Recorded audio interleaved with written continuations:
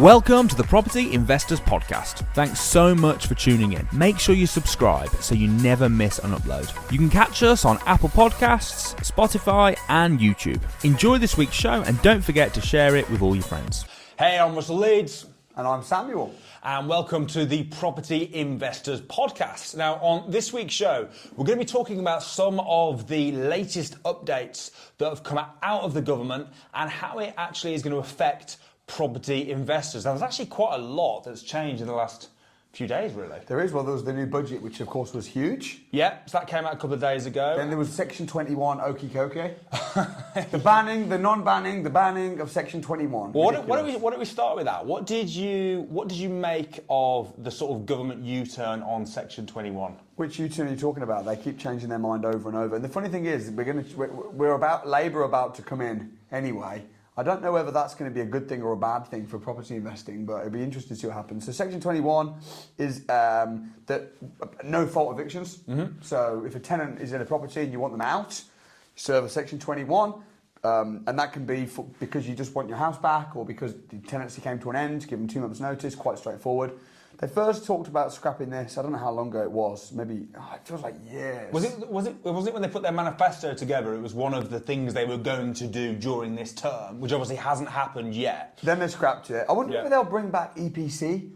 I wonder if they'll actually, because that was another okey dokey. It was. EPC has to be CS from 25. No, it's actually from 2028. No, actually not at all. Actually, yes. It's absolutely ridiculous. Well, first of all, at the moment, so there's 2 ways you can evict tenants right now. Generally speaking. And you're talking standard, AST, assured short hold tenancies, families in residential properties. Yeah. So you're going to serve a Section 8 or a Section 21 generally. Yeah. Now, and so did you, ran a letting agency. Did you pretty much ever, maybe ever, but hardly ever use Section 8? I didn't. I don't know about you. I mean, recently we had to evict a tenant and we just served both, running alongside each other. I think that's quite a standard way to do it. But which way got them out first? Section 21, you don't have to go to court, so it's just straightforward. Well, that's the problem with Section 8, and that's why they said that's why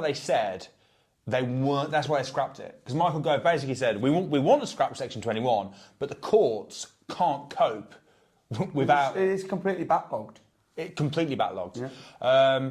But they've now said that they are going to do it. What do you think of that? Good news? Bad news? No, I think that ultimately, whenever they do this type of thing, it always hurts the people that they're pretending to help. So, all of this type of thing, trying to protect tenants, and tenants are, it's brilliant, it's going to help us. No, it's not. All it's going to mean is it's going to mean that landlords scrutinise the referencing process way more, make it way more difficult to rent. Rents go up as a result, and it's just ridiculous. So I think it's bad. I think it's bad for everybody. I think the system is a joke, and that's why I don't really have that many tenants anyway. I mean, most of my properties are either guests, serviced accommodation. That's another thing, they're bringing loads of changes into serviced accommodation as well. Yeah. Or now we're going down the more commercial route with commercial properties, which is a completely different ball game. So I always think when they're looking at scrapping something, I always think it's interesting to look at why they brought it in the first place, because then you can see what it was like without it. So they actually brought Section 21 and ASTs in back in the late 1980s under Maggie Thatcher. And the reason they brought it in, at the time there was rent control, it was very, very hard. Rent control is another one that tenants will say, it's great, cap the rent, and you've got Sadiq Khan, we need to control rents in London. But if you bring in rent control, again, it will always hurt the tenants. Well, it did. Look back in the 1980s, there was massive homelessness. Or look in New York, when they brought rent control in. Go on, what happened there? I don't know. So they brought rent control in, I don't know what year it was, but many years ago, and what happened was the landlords were like, we can't put the rents up. All right then, well, we're just not going to fix things in the property. And then tenants were like, can you fit it? And the standard of living went right down. And also it distorted the market.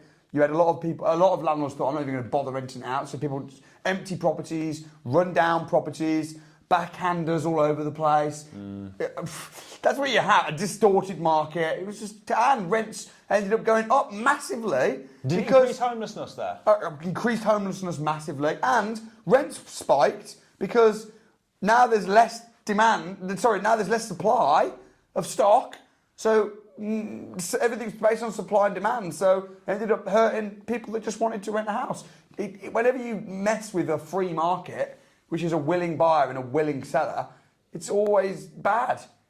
Yeah. Added regulation, added red tape. It's just a pain for everybody. Our sister wanted to rent a house last year, and it was so hard. In fact, even I offered to be a guarantor, and she was told, "Oh no, because your husband left you, and unfortunately, the landlord doesn't want to rent to a single mom."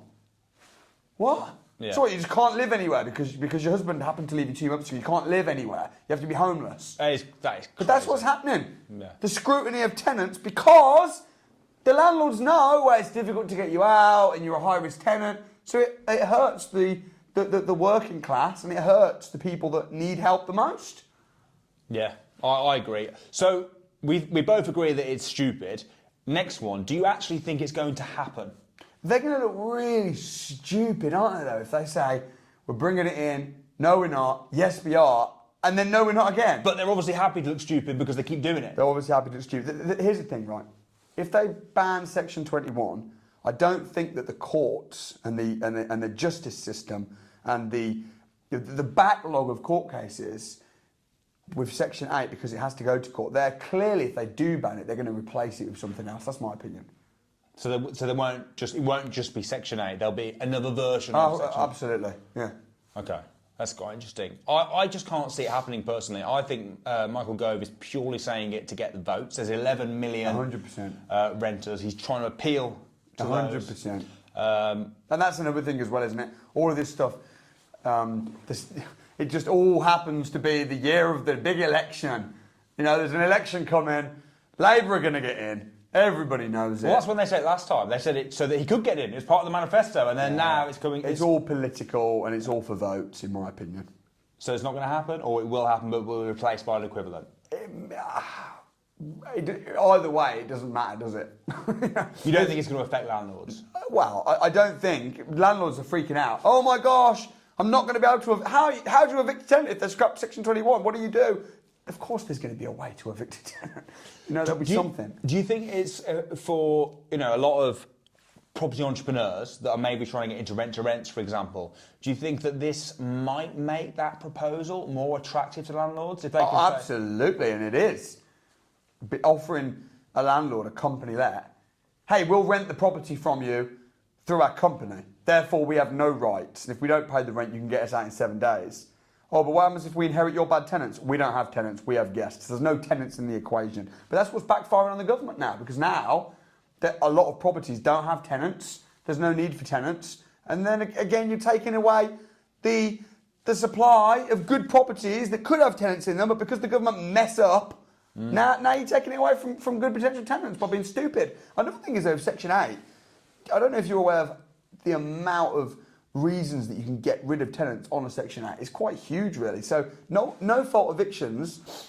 Landlords are worried about not being able to get rid of tenants on a no fault basis. But would you want to get rid of a tenant if the tenant was paying you rent?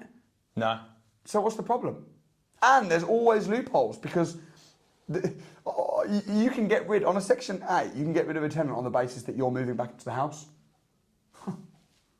You could just say that anyway. Right. Do you have to prove that? Well, I don't know the exact ins and outs, but you could move in, couldn't you, for a few weeks and then have a change of... They're going to... Whenever the government make an unreasonable People law, always find a loophole around people will then find an unreasonable loophole to get around it, and now you've got new issues. It's just ridiculous. I agree. It is ridiculous. It's funny, isn't it, as well, because the way the government are treating landlords has driven them to want to do service accommodation, for example. Exactly. And then they moan. So they bring in Section 24 to say that you can't offset your mortgage as a tax-deductible expense. Everyone does short stay lets. Everyone does service accommodation. They go, we don't like that. Stop doing that. And now they've scrapped that with the new budget. They've said that service accommodation, they've taken away the furnished holiday let tax regime. Well, why don't we talk about that then? So new budgets come in. So basically, just to summarise, Section 20. There's so many different sections, isn't there? Section 24? No, Section 21. Yeah. We think that it probably won't particularly affect landlords. Could be a good opportunity for them to get into rent-to-rents. Yeah, well, there's always an opportunity. Whenever the government do something, even if it's a little bit painful for landlords, the media blow it out of proportion and then scare off landlords, and then it normally creates opportunities. So, as an entrepreneur, you're adapting, you're ducking, you're doing your thing, you're pivoting, and you're making money, regardless of the economy. And there's always going to be people in the property market. I mean, the people that make the rules make money in property. Most MPs are property investors. So don't be worried, friends, about the rules. Just learn the rules and play the game to win, because the rich people create the rules. So you can be a broke person and not educated and not understand it. Listen to the British brainwashing channel BBC and be worried. Or you can say, actually, what can we do? How can we navigate through this? Because the people that are saying this are making money in property. So that's my opinion. Yeah, no, I agree. All right, so onto the budget then. You just touched on the service accommodation tax. Yes, there was a load of tax relief if you were renting your property out as a furnished holiday let, which they have now abolished the tax advantages to that and made it. They've said they want to even the playing field. So now you're also lumped with landlords if you're doing furnished holiday lets. Which is not surprising, is it? No, it's not surprising at all. And also, it's like the legislation of short stay lets. I've been saying that for the last 5 years. Of course they're going to legislate it, because at the moment you can just stick a guest in a property in the bottom of your shed in a dollhouse. You can rent your car on Airbnb. Yeah. So now lots of people are doing it as a legitimate business. Of course, they're going to bring in some sort of legislation. They're going to have a list, and that's not necessarily a bad thing. If they bring in a C5 or something like that, that's not necessarily a bad thing. The tax thing is annoying, especially. But the thing is, though, the service accommodation rule.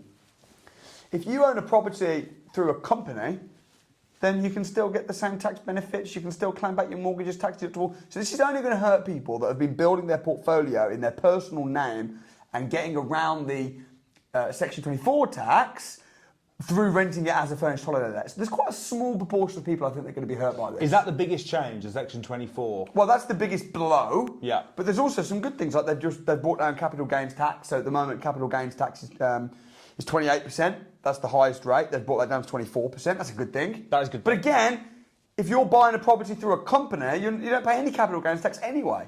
You pay corporation tax. So it's not going to be a massive amount. Isn't that 24 as well? Yeah, it's less. Yes, they've brought it level. Yeah. So it's a good thing. Yeah. That's a good thing.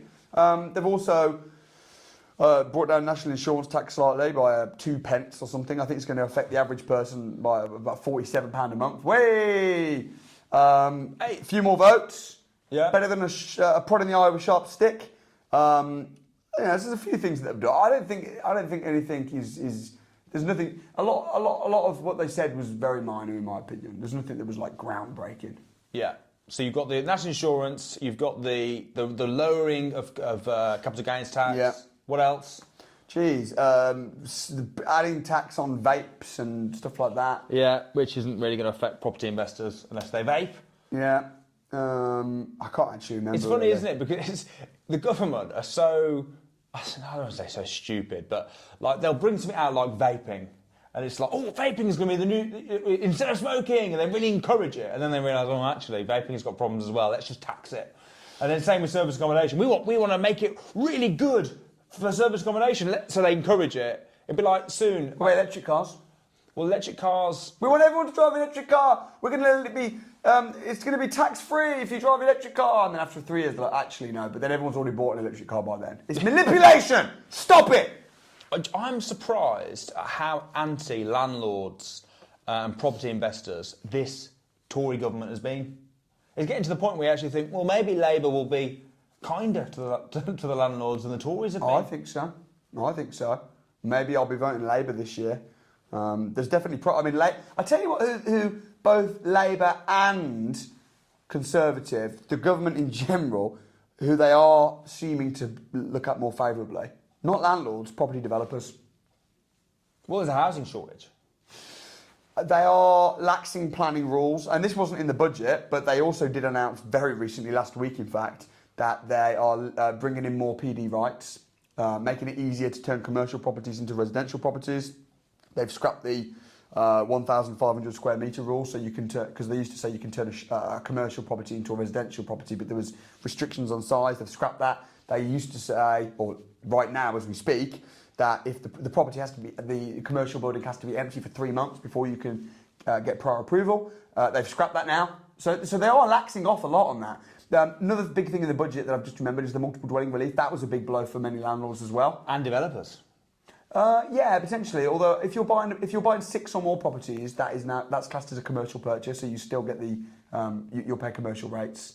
So multiple dwelling is just for if you're buying 2. If you're buying a property that's on 2 titles, it's 2 flats. But the more you bought, the better the relief was, wasn't it? It was like yeah. But if you're buying 6 or more, you still get the commercial. So you know. It'd be interesting to compare that. What are the commercial rates? Let's say you bought 10 flats. What would work out cheaper? Oh, geez. Well, the way it works with multiple dwelling relief, or did work until they scrapped it. So maybe it's pointless even talking about it. But it was so you don't pay stamp duty up to a certain amount, right? Yeah.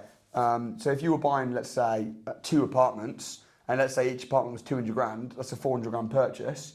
Rather than them treating it as a 400 grand purchase, they'd go, no, it's 2 lots of 200, so you get the relief. So you know, it was good, but I don't know the difference between multiple dwelling on 10 versus commercial. I'm not. You're not sure. Without a calculator, I'm not sure. It'd be interesting to know that. But yeah, I suppose is it 6 or more? Yep. So again, they're not targeting developers, they're targeting property investors. Yep. Tends to be. But they want more, and they need more property developers like me. You need me, government. You want me. You will help me. Because that's what you do. We are the same. We make money the same way. We are one. Do you think, though, at some point they're going to realise they need landlords? Because if they keep punishing landlords are going to leave the market. This will go back to the 80s. Yeah, they'll leave the market, and then who's going to buy it? All the developers, all the rich people. Yeah, but then there's going to be less rental properties available, less supply. Do you know what's interesting? Do you find this interesting?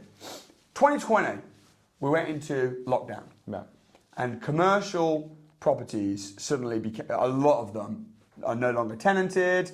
And a lot of commercial properties tanked, like for instance offices. Yeah. A lot of shops, all the shops suddenly closed up. So now there's loads of commercial properties that are suffering, that are empty right now during lockdown, right? A few years ago.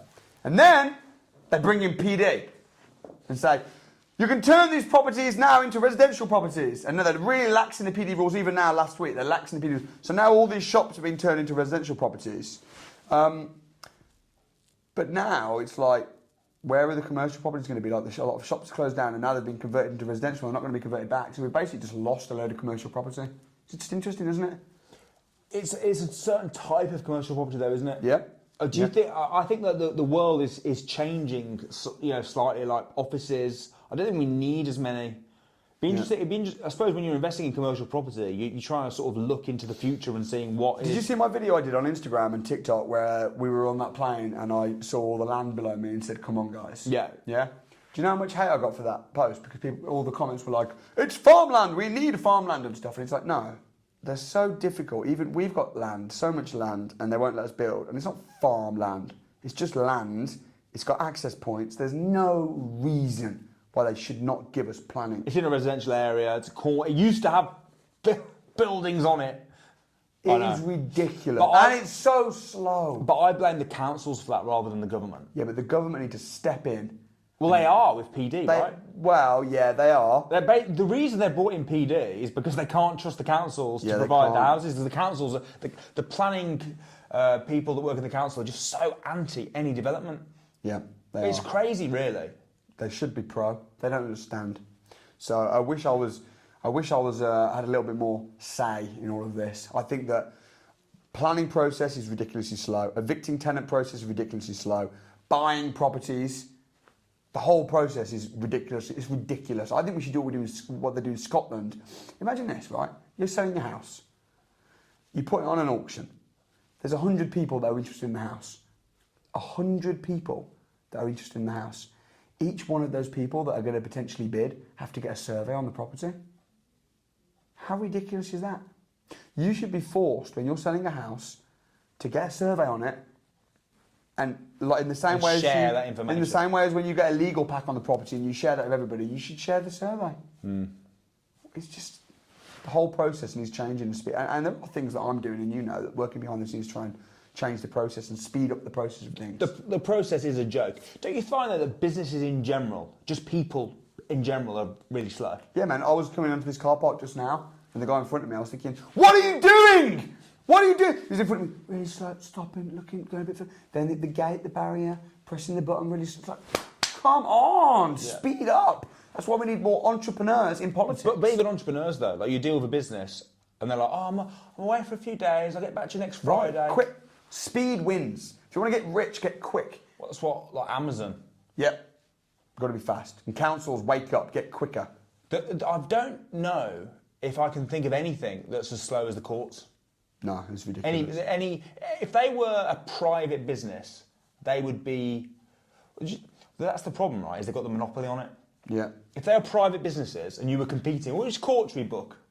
To book the good court, not that slow one. And that's the same with people that say, "Oh, it's wrong to own loads of houses." It's like, okay, well, who should own them? The government, the state. You want the government to own your houses? Really? You want the government to have a monopoly on all the properties and not have private landlords? And then there's no competition. And we've seen how that worked out across the world in communist countries where the state own all the properties and people live in shacks. You don't want the government owning everything. The government... If you had a really bad landlord, what would happen is they would struggle to get tenants. Right. Yep. And if they're treating their property crap, they're going to get lower rents. The same as businesses. When businesses close down, people go, "Oh no, it's bad." It's not bad. It's survival of the fittest. Yeah. Their business wasn't as good as the other businesses. And that's why I don't believe even in greedy landlords. "Oh, you're a greedy landlord and you put the rent too high." If you put the rent too high, it's going to be empty. So you're an idiot landlord, not a greedy landlord. Or if you try and not fix the boiler, you're going to lose your tenants and wreck your house. And if you've got a leaky roof and you don't fix it, you're going to end up having more damage. So it's not a greedy landlord, it's an idiot landlord. Yeah. And there are idiot landlords. Good landlords understand that their house is their product and their tenant is their customer and provide a good service at a fair price and make money as a result. And success always follows value. Well, Gove was arguing when he was scrapping was talking about scrapping Section 21. The reason he was scrapping it was a small minority of landlords who were abusing it. Yeah. I've not seen that. Well, they said the same thing about multiple dwelling relief. "Oh, there's people that are abusing it." Oh, shut up. It's not people abusing it. That's their excuse, their go-to excuse. I mean, we see thousands of landlords, right? Have you seen a landlord that's like deliberately evicting people when there's no reason? No. Why would they do that? Yeah, exactly. Why would you? It makes absolutely no sense. No. Makes no sense at all. The only reason people I've used Section 21s rather than Section 8s, no fault eviction when there was a fault, because it's quicker. Yeah. It's not abusing it, it's just not using the... Section 8 is such a crap system because the council's courts are so rubbish. Yeah. So yeah, there's something else that you forgot to mention that I know you talked about, the VAT. Yeah, the VAT. VAT, that's quite good. It's not much. I mean, it doesn't affect us. No. But yeah. But for deal sources... Yeah, well, yeah, I mean, if you are making 80 grand a year and you're thinking, "Ooh, I'm going to have to go VAT registered," well, now they've upped it up from 85 to 90, so you might have a few more months, so... It's a small thing, isn't it? It's a very small thing. I suppose with inflation and everything, it's actually still Exactly. It should have gone up to 120 grand with inflation. That would have been better. If you had 100 grand in the bank 4 years ago during lockdown, that 100 grand now is the equivalent to about 65 grand. That's how much inflation has happened. Over the last 3-4 years, flight prices have tripled in value. Many food products have doubled in value over the last 2, 3, 4 years. Doubled in value. So everything's doubling, So for them to put VAT threshold up from 85 to 90 really is a joke. Yeah. So, I suppose the reason that we think they're all doing this and bringing in these changes is because there is a general election coming up this year. Yep. Who are you voting for? Mate, that's a really tough question. I'm undecided. There's a lot of things happening right now, a lot of things bubbling. So I don't know. And also I'm worried that if I say who I'm voting, if I say, "Oh, I'm going to vote for Labour," or "I'm going to vote for Conservative," then people might just go, "Okay, Samuel's going to vote for Labour. So I will. So I will." So I would say do your own research and look at the pros and cons. Also, it's not just about what's best for you, it's what's best for the country. And it's not just what's best for property investing. There's many other ethical and all sorts of things going on. I'll be honest, I do tend to think that whoever's in it's kind of much for muchness. I think so as well, but that doesn't mean you shouldn't vote. I think you should look at it and you should weigh it up and vote. How much time should someone spend thinking about who they vote for? I would say spend 99% of your time focusing on you and your business and what you're in control of. What about if someone argued spend 100% of time on that? Because let's face it, a couple of things. First of all, whoever you vote for, it's going to be much for much less. Secondly, how many million people vote? Your one vote's actually not going to make a difference. What's the point in spending time and energy thinking about it? Why not just play with what you've got and focus on your own business 100% of the time? Because we do live in a democracy to some extent, and I think if you took the view of, oh, well, I'm just not going to bother. Because lots of people are. Yeah, lots of millennials and younger people, they're just thinking, what's the point? No, if every single person thought that and nobody voted and nobody cared who was in power, and nobody ever protested and just thought, whatever, I'm just going to focus on me and my family, completely 100%, then we're taking away our democracy. And at the end of the day, people did die so that we could have freedom to vote. So I think you should 100% vote, but don't spend more than one time stressing about things that you don't have control in. And remember that ultimately you create your own economy. Oh, that's far more important. I agree. Bang on. All right. Well, thanks everyone for joining me. I've been Russell Leeds. I've been Samuel. And we'll see you guys next week.